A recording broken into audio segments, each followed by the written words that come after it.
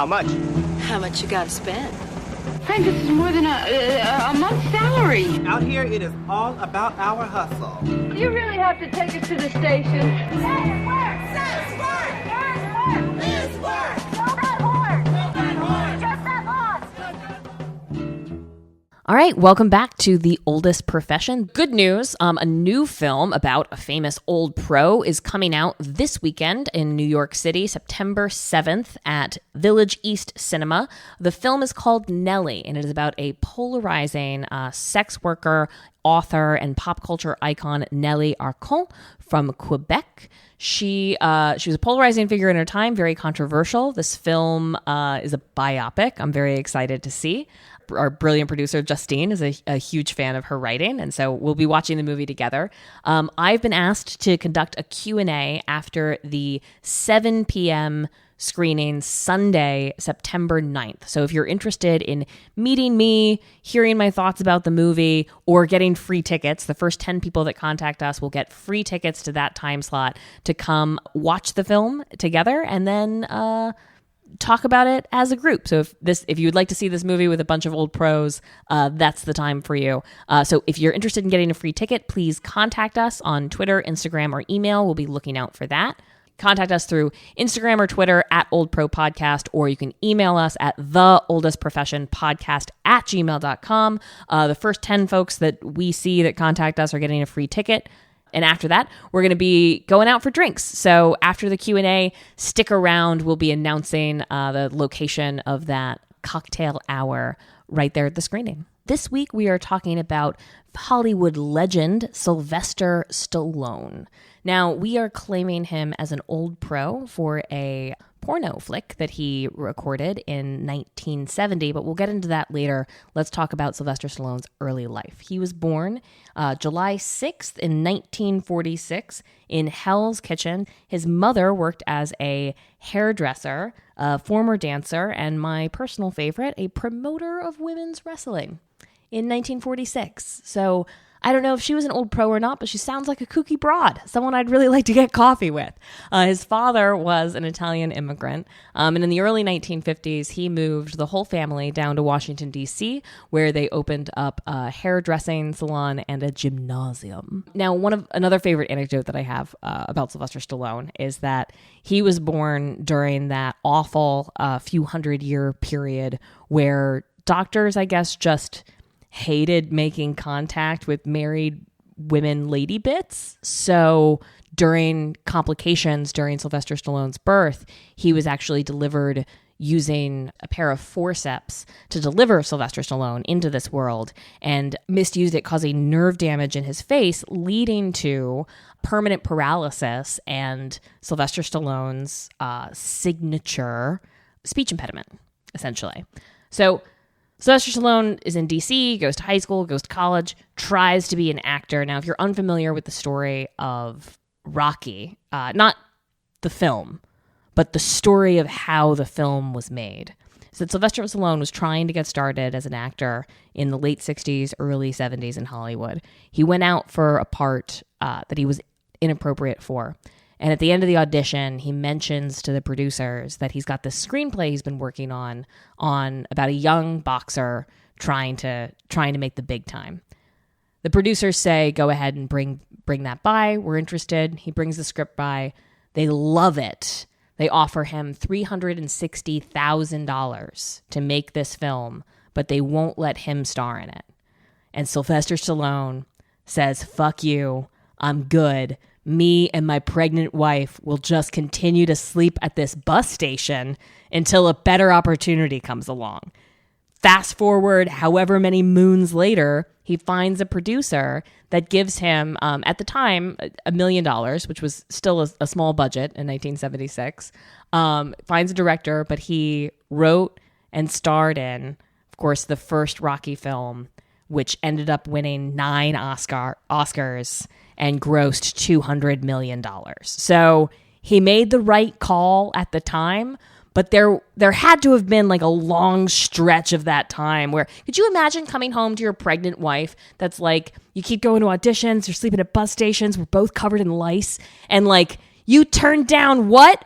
For what? And now to hear Sylvester tell this story, which I think is adorable and deeply true, and I think reveals a level of self-knowledge that I really admire about him, is he said, if I sold this movie without being able to star in the title role myself, and it was a big hit, I'd never forgive myself and I'd throw myself off a bridge.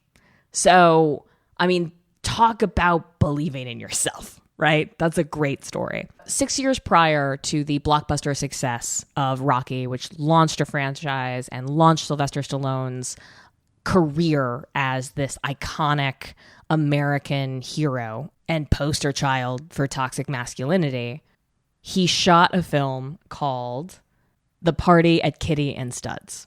So this was Sylvester Stallone's first starring role in a movie. He was paid $200 for a 2-day shoot in what is described by people in the know as a softcore porn. Yeah, so the original title of this 1970 film, The Party at Kitty and Studs, which it's an objectively bad movie, but I think that what is true about this low-budget amateur porn film, just like what I believe to be true today about low-budget amateur porn films, is that it does accurately capture a period. This is a very 70s piece.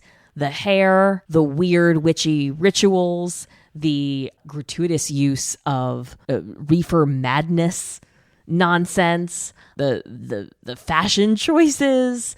So Kitty is her name, is like a nymphomaniac straight out of the imagination of the filmmaker, whose sole purpose in life seems to be to get Stud to have better and more sex with her. We open the film with what I would describe as just uncontextualized nature shots of Stud, Sylvester Stallone, and this woman that we only see once again, who may be the only female flasher in the history of New York, again, a figment out of the filmmaker's imagination, and then move into the most awkward and therefore accurately shot shower sex scene ever. Like, I've had enough shower sex in my life to describe it as it's fucking weird. It's unpleasant for everybody. You have to have like 7 heads of water. You can have good sex in a steam shower with lots of space and like a bench somewhere. But regular showers are not set up for 2 people, and it's one way to make the relationship dynamics real clear is who gets to stand under the hot water and who's a silly little sub. But anyway, this film, they have vanilla, awkward sex after the shower. And there's this fucking monologue where the filmmaker, or the actress or whatever, I can't even tell who it is like voicing over the inner monologue of Kitty, but it's just, she doesn't have any thoughts that aren't about Stud's dick. Like, that's it. Like, the poor thing tries to meditate, which is a cute new age thing that was like popular at the time, I suppose. There's a weird seance circle where no one's holding hands, but they're making like little crosses with their wrist and like dancing around a little witchy circle, whatever. But sorry, I want to go through the film piecemeal because it's upsetting. I would describe this film as upsetting. But they have sex after the shower, and then Kitty gets back into the shower and is there for what feels in the film to be like an hour and a half, where the character of Stud gets a call to participate in a poker game where his character insists on not playing unless everyone is in for $300, which is $100 more than he was paid to do this film. And seems his whole job seems to be professionally losing at poker. Whatever. So he writes a note to his girlfriend Kitty and then pins it to a piece of art she has hanging in the apartment. He leaves, and then we see Kitty prance around the apartment in what might be the most unflattering negligee ever designed. And all she's trying to do is get her mind off Stud. But every time she even thinks about him, she just gets wet and has to dance. It's very silly. And then we don't see Stud at this poker game because they didn't have that kind of production budget to pay other men. But we do see him meet the only female flasher in the history of the world is just an uncontextualized naked woman in this movie. We don't know how she relates to anyone. We don't know what her motivations are. She looks like just a bored housewife off her meds. That's what she appears in the film. So then Stud comes home, and during the monologue, while Kitty was alone in the house in the most unflattering negligee ever made, she says a sentence that felt innocuous at the time, but becomes very damning with the rest of the film, which is, I wish I told Stud how much it turns me on when he gets rough with me. So that's what she says. She says that she wishes Stud was more rough with her, but they haven't talked about it. So the next scene, Stud comes home and he's in a bad mood, presumably because he's bad at his job of professionally losing at poker. And she tries to get him in the mood by offering him some head. And he says, "You bit me last time. Don't do that." And then she says, "Don't worry, baby, my mouth is like that." Some other crazy shit. She bites him. Maybe it's on purpose. Maybe it's not. Then Stud's character violently picks her up, slaps her across the face, throws her onto the bed, and begins incompetently whipping her legs with a belt. And this is what's described on the internet as some light BDSM. Several thoughts. One, it's definitely not BDSM. It's not BDSM because they explicitly say that they haven't talked about it. It's not BDSM because it's not playful. It's like retaliatory, and I'm fine with contextualized violence and BDSM and role playing, but like that's not what this was. This wasn't like, "Ooh, baby, slap me across the face." This was, "You hurt me, I'm going to hit you across the face." And also, even if it was role playing, right? I mean, I know it's a porn and like these people are doing what the director told them to, but like it's not set up in the film as BDSM. It's presented as like this organic sex shit that they're doing. But even if it was a BDSM setup, if you come up with some fake reason to spank your sub, whipping them over the legs is like not how he's like taking the belt. And like clearly the director was like, "Whip her." And Sylvester Stallone was like, "I don't even know what that means." Like that's what like it's just it made me angry as somebody who does BDSM for pleasure. Spank her on the ass, spank her on the thighs, grab her, like make it sexy or playful. Not, it just was uncomfortable for everyone. Then he has sex with her and she continues to fight him off because he just whipped her incompetently across the legs for giving him wrong head. So after this sex scene, or rape scene, whatever you want to call it, it's 1970, so they weren't really making that distinction yet as a culture. So we're still working on it, our damn selves. Within the world of this film, right? So the filmmaker sets up the fact that Kitty wants this behavior, but there's no way for the character Stud to know that.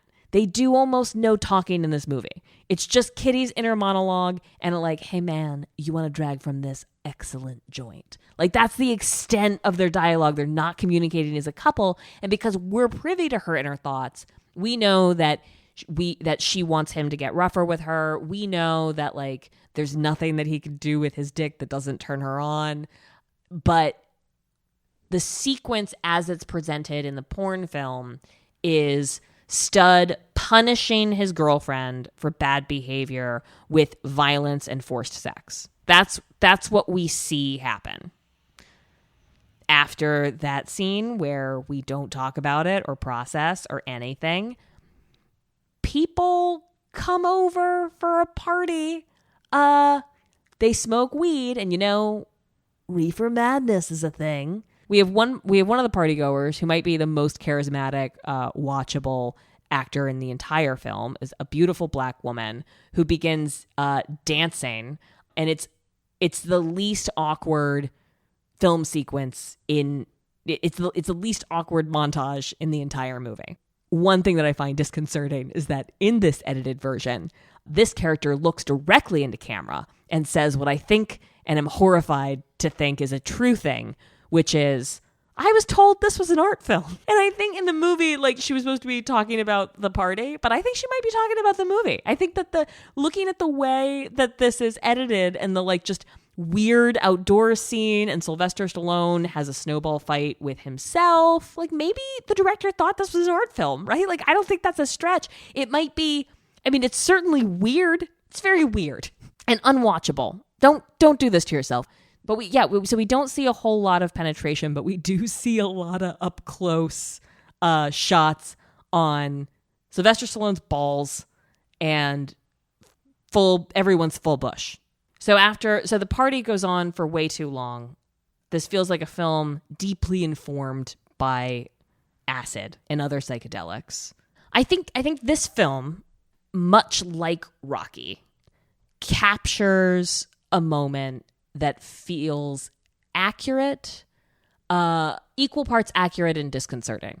There's no doubt in my mind that this reflects the sexual reality of lots and lots of people in the 1970s, from sex parties to not discussed BDSM / domestic violence / full bush and overdone eye makeup. I think that those are all realities that this film captures. I think that if you talked to a lot of women in the 1970s that were quote unquote seduced in a way that I think we would accurately describe as rapey, they would say that they were seduced by their boyfriends, and like, who are we to challenge the reality?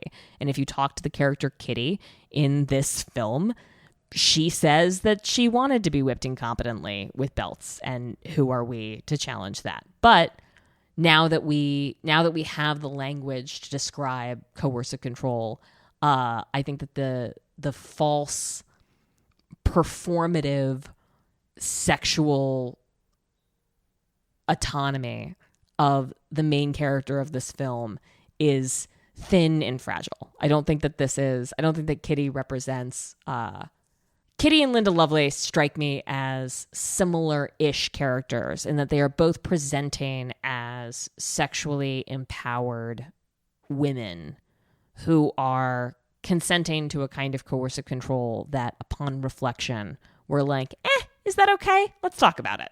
The producers of the pornographic film approach Sylvester Stallone and ask for a cool $100,000 not to re-release the movie. And Sylvester says, in a testament to his bravery and shamelessness and strength of character, says, "Fuck you, it's hilarious that I did a porn. Go ahead and release it."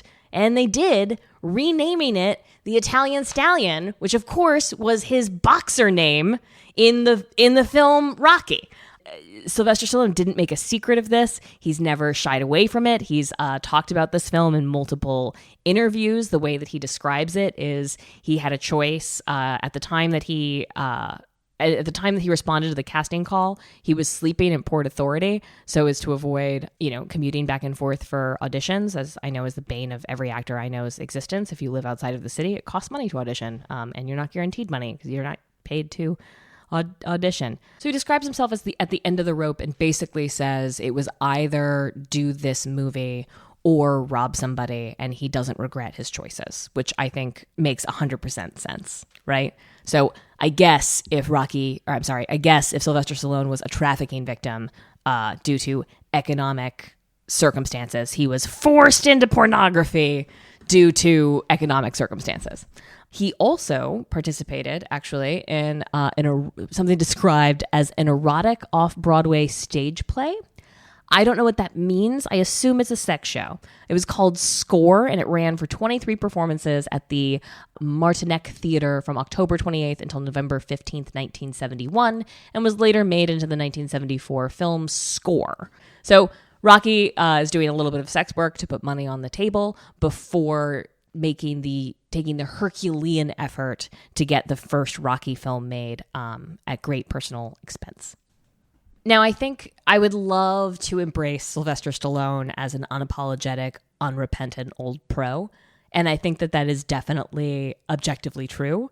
And also, Sylvester Stallone was not taking the same kind of personal risk coming out as a sex worker or embracing his history as a porn performer, and did not suffer any of the consequences that his female peers did, right? So Sylvester Stallone shot into national fame with Rocky, gets outed as a porn star, and all of America essentially shrugs. 1972, Linda Lovelace is thrust into the public consciousness as an unapologetic porn star and then apologizes that shamefully for the rest of her life. It's just different. Now, I don't know if it's because Sylvester Stallone played a straight guy. I don't know if it's because sexual virility and soldier warrior identity have like never conflicted with each other. So like you can't slut shame a soldier. But I do think it's important to point out that Sylvester Stallone would not be shamed by this past. They tried, right? The producers of the film tried to shame him.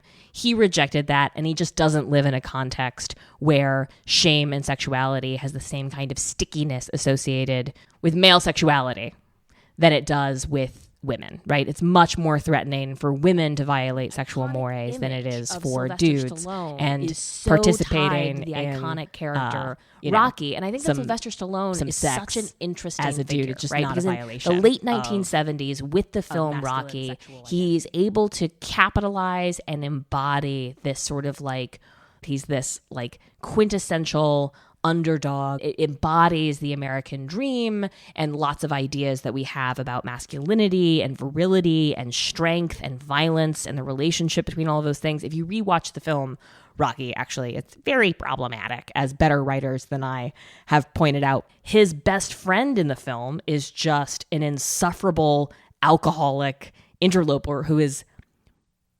actively abusing his sister. And essentially gives his sister away through violent coercion to Rocky, who then bullies her in to even call it a seduction scene. I'm going to call it a seduction scene. I'm using the word seduce in the way that it's used in Greek mythology. It means rape. That's what it means. He like at in Rocky's apartment, his girlfriend, it's cold outside. He walks her to his apartment, asks her to come in. She says no 6 times. So he leaves her out there and just walks into his own apartment. She comes in. He takes his shirt off. She's uncomfortable. She asks to leave several more times. He literally corners her with his arm up against the door, preventing her from leaving.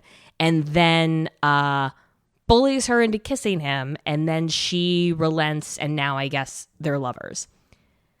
There's so much wrong with this, but this is the instruction manual that men for generations have been given on how to get the girl. It's violent persistence. But the whole rest of the movie outlines what a dangerous physical specimen the character Rocky is. We see the abusive home life that this poor woman is in. She literally can't go home because her brother, who is functionally unemployed, she's the one paying the bills, has kicked her out of their shared home, and has spent his entire life trying to convince her that she was worthless, and like regularly throws things at her, regularly hits her, regularly. It's just like an abusive fuck. We wonder why she responds the way that she does to the character Rocky, also using violent tactics, but just happens to be better than her brother, so he's presented as like the hero of this film. Side note, just in a way that like bros over hoes, like bro code manifests itself in this film, even though this guy is an insufferable alcoholic who spends the entire movie trying to bully Rocky into getting him a job he's not qualified for, abuses his sister, Rocky's girlfriend and love interest throughout the film, and is just generally a dog shit person. Rocky still consents to letting him put his like weird meat advertisement on the back of Rocky's robe while he enters the fight scene. for like no money. He's just like being taken advantage of by this guy and essentially making this great moment like about him. He's just a dog shit person, and it upsets me that he's not the villain in the film. He's presented as just like a friend and part of the entourage of Rocky. Sorry, I got real sidetracked getting into the plot of the Rocky film, but I do want to talk about toxic masculinity and the role that Sylvester Stallone has played in modern culture. So Sylvester Stallone personally lobbied Donald Trump to pardon Jack Johnson, who is dead. But he was arrested in the 1950s using the Mann Act, which longtime listeners of the show will recognize as being one of the first anti-prostitution laws in this country, that basically stated that it is illegal to transport women across state lines for immoral purposes, and was originally dreamed up as a way to curtail trafficking in prostitution. But this case, Jack Johnson, who is a famous boxer in his time, very successful, had the audacity to have a white girlfriend whom he took on a trip with him, therefore transporting a woman over state lines in the eyes of the racist state at the time for immoral purposes, because they were fucking. Now, it would be, I think, in most states illegal for Jack Johnson to marry his girlfriend, because this is at least 10 years before the Loving versus Virginia case, which decriminalized interracial marriage in much of the country. But Sylvester Stallone thought that correctly that this was an egregious case of injustice. He successfully lobbied Donald Trump to posthumously pardon Jack Johnson for this non-crime of transporting a woman over state lines to have sex with her, even though the authorities think that that's wrong and bad or whatever. Now, I, of course, agree with Sylvester Stallone's assessment of the injustice of this, but resent him personally for giving Donald Trump this thin fig leaf for which to cover the rest of his aggressively racist, misogynistic agenda, right? He's not against the Mann Act in principle. This is the president that signed the Sesta-Fosta bill. He's not pro-black men. This is the guy, I mean, like, we don't have to litigate Trump's racism here. That's happening on a national scale right now. But Sylvester Stallone was able to use his machismo character to be heard by the machismo in chief that we have elected. And it makes sense to me that these are men that are cut from the same cloth, right? So like Donald Trump, Arnold Schwarzenegger, Sylvester Stallone, these are both men who are very, very married to the hero narrative of like fighting your way to the top. They're invested in the myth of the meritocracy, because they are winners in this economy, and they attribute it almost exclusively to their own personal grit and determination. These are men that consider themselves up by their bootstraps characters. Now, I think in Sylvester Stallone and even Arnold Schwarzenegger's case, they're not wrong. Donald Trump is borrowing from their narrative to reconstruct himself as a self-made man, and elevating this narrative that like, if you get to the top, you deserve to be there, you fought your way there, and you're allowed to just rape women once you get there, because that's your just reward for being the strongest man in the room, I guess.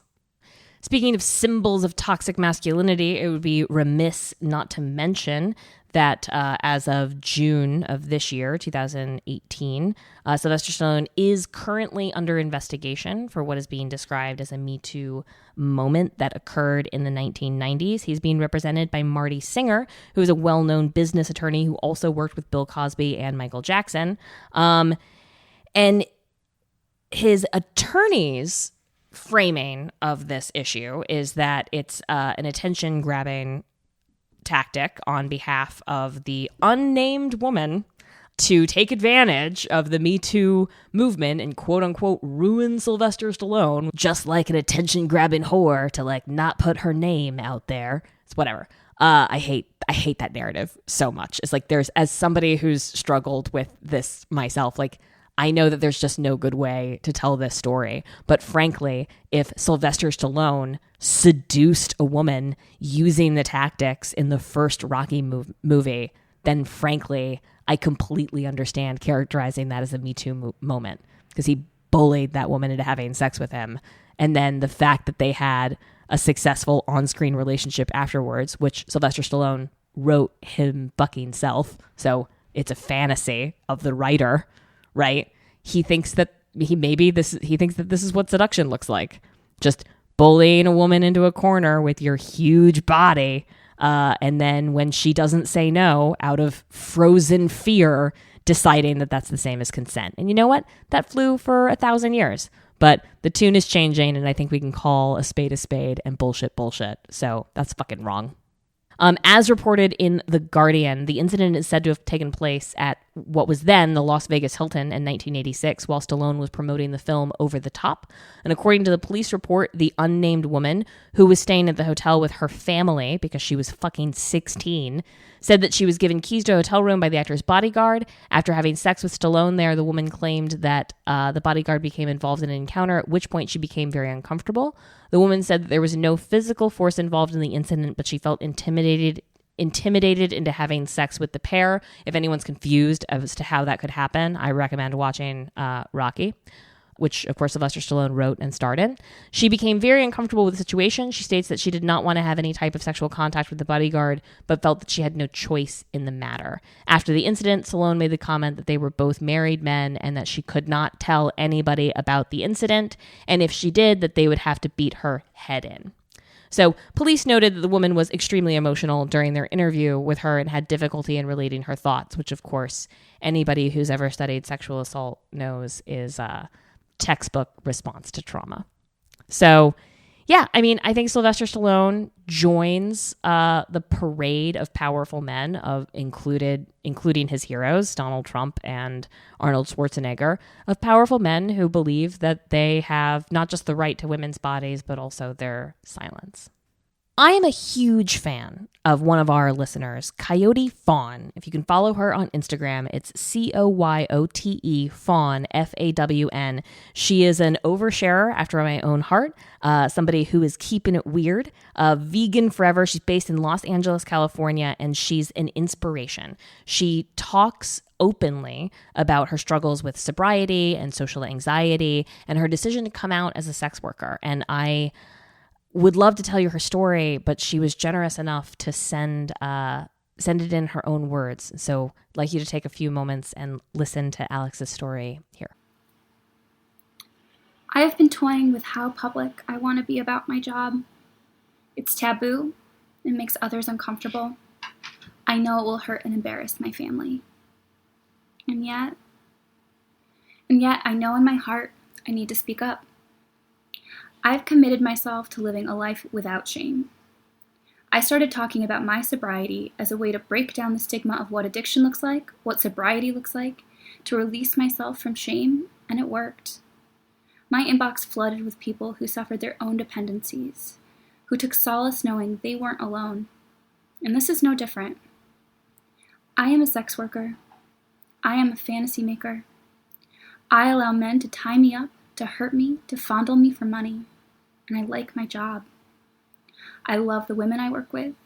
I love connecting and building personal relationships with clients. And I enjoy the play. I have more financial freedom, more free time, and a better quality of life. The stigma is that sex work is for the desperate, the depraved, the junkies. But I am not any of those things. I am well-read, college-educated. I spend my weekends hiking and cuddling my dog. I volunteer at a women's shelter and rehabilitate test lab beagles. I have a strong value system, and I am not the exception. Sex workers are human beings, and sex work is real work. If it bothers you that I do this, I challenge you to ask yourself why. And if you can't find acceptance within yourself for what another person does of their own volition that causes no harm to anyone else, then it's probably best that you unfollow, because I won't be shamed, and I will not live in the shadows. Thank you so much, Alex, for so eloquently telling your story, stating your position, and refusing the shame that society is, for lack of a better phrase, trying to shove down all of our collective whore throats. I really encourage our listeners, if you have, if you'd like to tell a story, if you would like to, you can email us, you can DM us on Instagram or Twitter. You can email us at theoldestprofessionpodcast@gmail.com, or like Alex, you can record your story and we can include it in an episode of the podcast with your permission. So thank you very much, Alex, for sharing your stories. And I encourage our listeners to find the words to tell their own story. Thank you for listening to The Oldest Profession. Thank you to our patrons. Y'all are the best. We couldn't do it without you. Thank you, as always, to our brilliant producer, Justine McClellan. Consider checking out our Instagram, at Old Pro Podcast, to see tons of images of the old pros we talk about on the show. Go to Twitter, also at Old Pro Podcast, for the latest in sex worker events, activism opportunities, and of course, snarky commentary on the news of the day impacting sex workers. Please rate and review us on iTunes. It's a small thing, but it helps a lot. It helps people find us because algorithms. If you're considering coming out as a sex worker to somebody in your life, try suggesting that they listen to the podcast. How they react to this is a pretty good litmus test as to whether or not they'll try to shame you for being an old pro. All of the growth of this podcast so far has been the result of word of mouth. So please keep telling your friends. If everyone tells just one person, we can double our numbers and reach even more old pros and allies. The more listeners we have, the more we can chip away at this stubborn stigma. And again, thank you so much for listening. This has been The Oldest Profession.